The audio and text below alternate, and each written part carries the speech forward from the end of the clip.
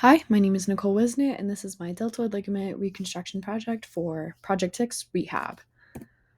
So before I show you what the surgery is like, I want to talk about what it is first. So basically, by using a free tendon graft, they can recreate both the superficial and the deep deltoid ligament attachments.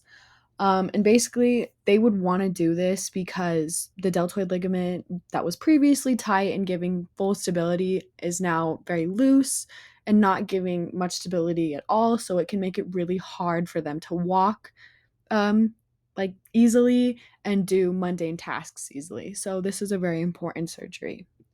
So, why the surgery would be needed is first, you could have a stretching injury of the deltoid ligament by excessive internal rotation and anterior translation of the talus, or you could have impingement injuries of the deltoid ligament from talar/medial malleolus collisions, or third, you could have new sprains associated with eversion or external rotation components. Now, these are just the most common ones. There are more other reasons for the surgery, but these are just the most common ones. So, some potential risks that you should look at before going into this would be first, a cutaneous nerve injury, which is a complete or partial nerve transection, compression, traction, or distortion. Second, you could get a fracture of your medial malleolus, or third, persistent medial ankle instability if it wasn't tightened or put it in right. And fourth, you'll have some persistent medial ankle gutter pain, which is often a sign of overloading caused by malalignment of the hind foot and ankle or by malpositioning of the metallic components in your foot. Um, but also, some surgery goals that I didn't write down that are included in this are anatomic restoration of both deep and superficial deltoid ligaments, kind of like I said before, but just to really get it in there that you were completely taking out the deltoid ligament and replacing it with an autograft. Um, so basically, after that, we will be getting into the actual surgery itself. So let's begin. And obviously, we're going to be focusing on the ankle that was hurt and unstable. So, first, they're going to be focusing on the deltoid ligament, but they will also be making a 4 centimeter to 6 centimeter incision starting posterior to medial malleolus and extending in a lazy U fashion to the talus. And after that, they will be drilling a hole for a place for the allograft to go. Um, and then they will be attaching the graft in, and then they will make a hole in the talus to put the other side of the allograft in there. And then they will also be making another incision right there in the calcaneus to put the remaining graft in there. Um, and then after that, they will be using the same tightrope sutures that went through the anterior tibialis, um, the anterior tibial crest to really pull tension on it to give it that tightness that it needs. And this is a really brief overview of what the surgery is like. Like, there are more steps, but this is like a very simple version of that surgery. But it also shows how not easy, but how simple, I guess you could say, it is to restore your deltoid ligament for an allograft. And I said autograft in the beginning, but I did not mean that. I meant allograft. My bad. But after this, there will be many phases. Sorry, not many. There will be 4 phases. There's really not many phases at all.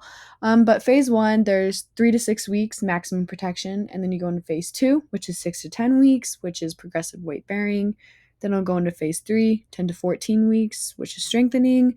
And then lastly, I'll go into phase four, which is weeks 16 and over, which will finally be return to sport, really focusing on those drills, getting back into it.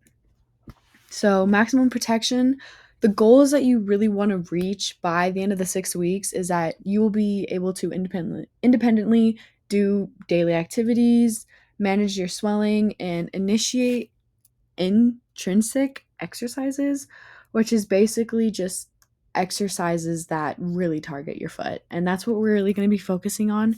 And I know throughout it, you will be bringing in some hip exercises and some knee exercises to really initiate that back to daily activities independently. I won't really be talking about those rehab exercises much. I just really wanted to focus on the ankle portion of it.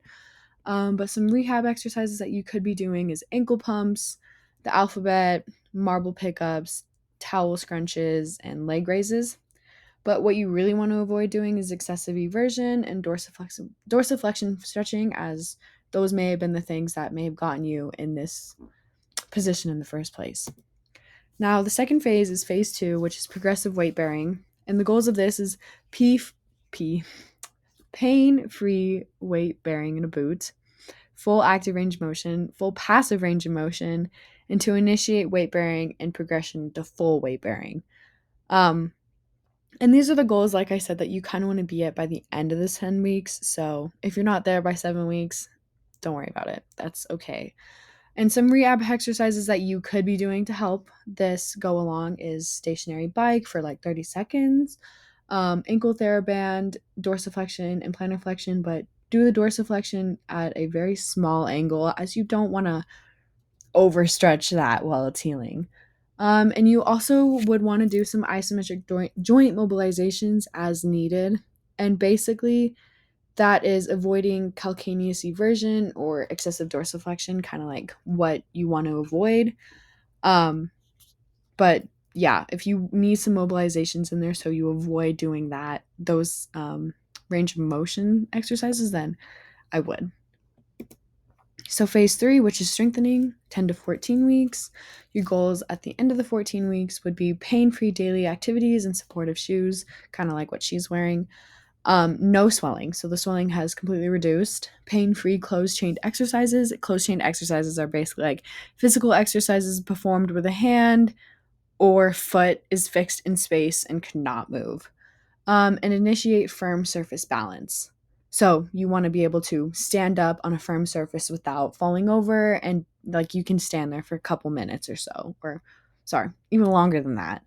And some rehab exercises you can do to help up with this is step ups, squats, lunging, and heel raises. And something you want to avoid is like inadequate strength to meet demands of the activity level.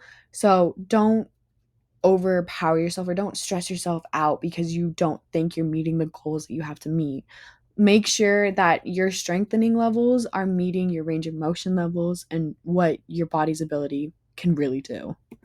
Now, the last phase, which is phase 4, I'm not sure why this picture is not loading, is basically like return to sport, which is weeks 16 and up.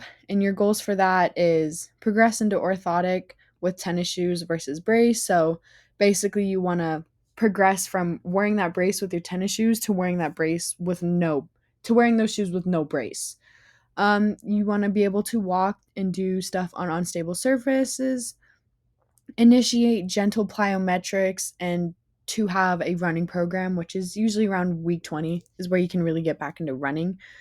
And some rehab exercises you can get to going back to return to sport or activity is balance activities, so like plyometrics. Sorry, not plyometrics. Proprioception, sport core training, steamboats, and jump ropes and toe running, which is right here and right here. And what you want to avoid is basically like it's really easy. It's re-injury, and you want to avoid pain. So if you're feeling pain while you're getting back into this return to sport, then you really want to take a step down again, and you want to go back to what feels nice and supported. Unless you're sore, then it's different. But obviously what we're doing this for is basically to avoid re-injury.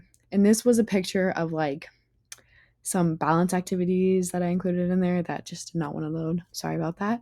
But yes, that is my project, and I hope you guys really enjoyed, and I hope that this makes a lot more sense to you. Thank you so much.